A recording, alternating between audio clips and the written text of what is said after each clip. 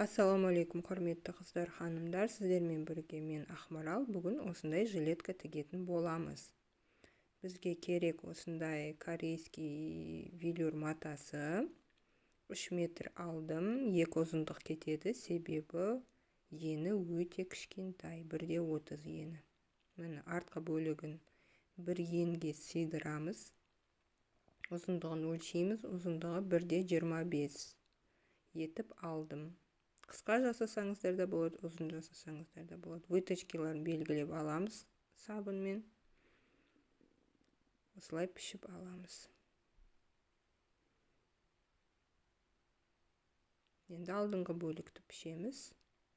Выточкаларын қоямыз. Белгілеп аламыз выточкаларын. Алдыңғы бөлікті пішеміз. Артына стойкасымен бірге пішемін. Подбортын бүктеп алдым. Мен осылай сызып алдым. Енді осыны пішіп алатын боламыз.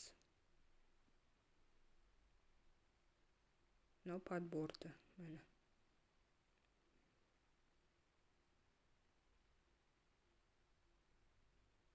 Артқы бөлігін, алдыңғы бөлігін пішіп алатын боламыз.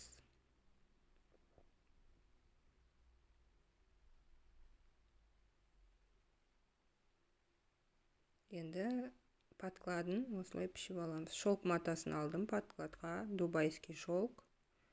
Этно стилінде подклад болады.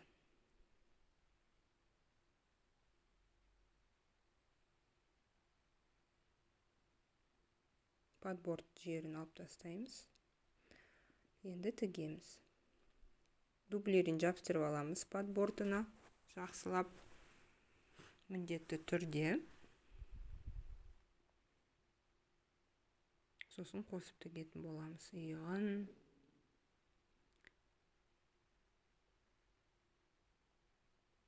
Міне. Иығын қостым. Енді қалтасын белгілегем екі жанынан. 12-10 сантиметр. Соны осылай қалтаны пішіп алдым. Осыны алдыңғы бөлікке және артқы бөлікке тігіп аламыз. Закрепка жасап.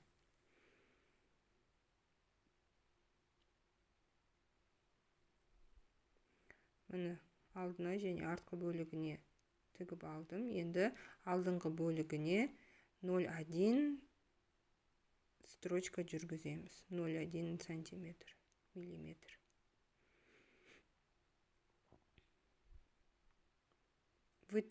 Мына жеріне кішкене вырез жасаймыз. Сонда аударған кезде әдем болады. Енді жанын тігеміз. Иығын тігеміз. Одан кейін екі қалтаны қосып тігеміз. Одан кейін жандарын тігетін боламыз. Мынау иығы. Енді жанын тігіп шығамыз. Қалтасын қосып алдым. Закрепка жасап қалтасына дейін, қалтасынан ары қарай, төмен қарай тігетін боламыз.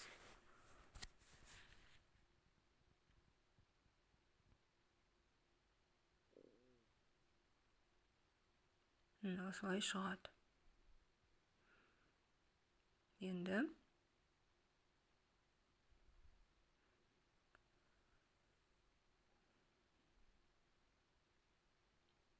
алдыңғы бөлікті тігіп шығатын боламыз.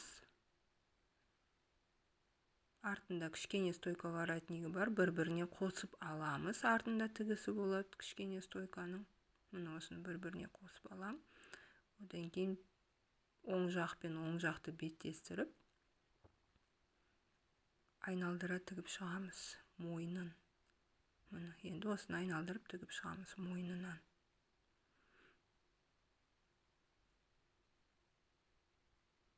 Сәл үш бұрыштау болып келеді мойны. Міне осылай шығады. Міне бір-біріне қосып тіктім. Енді астарын тігу керек. Міне осындай үш бұрыш мойын шықты. Енді астарын тігеміз. Міне астарын подбордқа тігіп шықтым алдыңғы бөлікті. Одан кейін артқы бөліктің астарын тігіп шығамыз.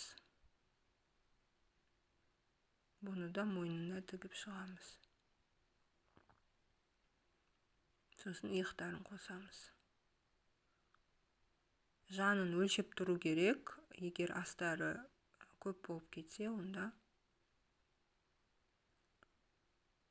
шетінен алу керек. Міне тіктім, мойнын тігіп шықтым. Енді иығын қосамыз бір-біріне. Міне осылай шығады. Енді иығын қосатын боламыз. Бірінші иығы және екінші иығы.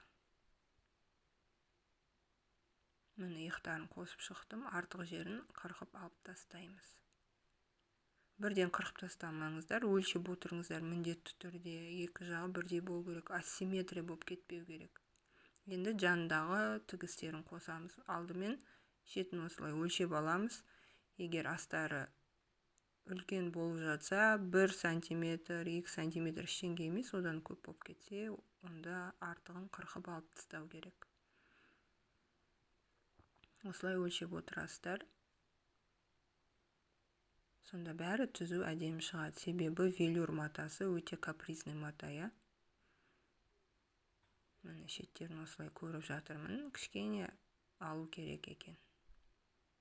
Міне тігісі қайда жатыр. Значит, 1 сантиметр алып тастаймыз.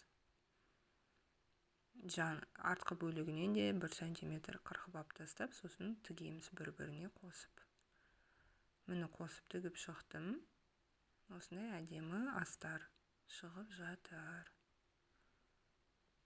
Міне осындай әдемі болып шығып жатыр. Енді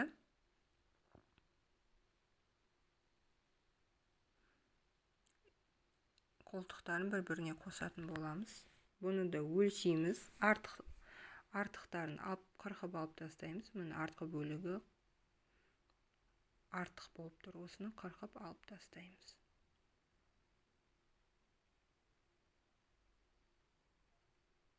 Бір-біріне беттестіріп, түзіліп қойып, міне қырқып алдым. Енді тігіп шығамыз, айналдыра. Екінші жағында айналдыра тігіп шығамыз. Міне тіктім. Енді бұны жақсылап үтіктейміз. Етегін бір-біріне тігіп шығамыз.